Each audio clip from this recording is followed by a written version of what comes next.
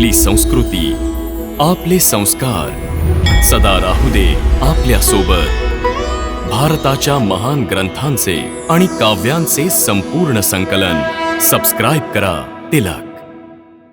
जेव्हा मनुष्याला सत्य आणि असत्य अथवा नित्य किंवा अनित्य यामधला फरक समजतो, तेव्हा तो निरासक्त होऊन जातो.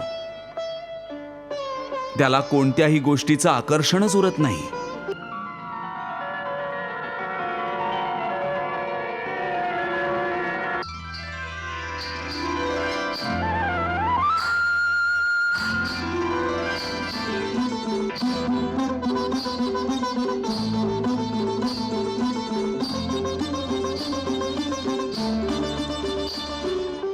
याचा दुसरा अर्थ आहे मोहाचा त्याग करणं.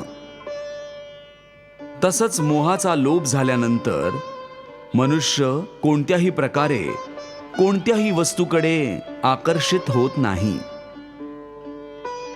हे पार्था, यथार्थ ज्ञानाची प्राप्ती झाल्यानंतर आपोआप मोह सुटून जातो. आत्मिक योग बलाची वृद्धी होते आणि योग बलामुळे मन स्थिर होतं.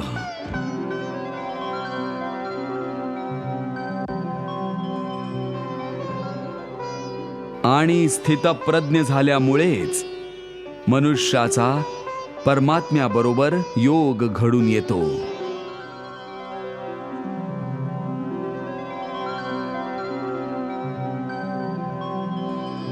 पार्था, तू सुद्धा आत्मिक योगबलाने स्वतःच्या अंतरात्म्यात डोकावून परमात्म्याला बघण्याचा प्रयास कर. समबुद्धी कर्मयोगाचं आचरण कर आणि स्थितप्रज्ञ होऊन जा.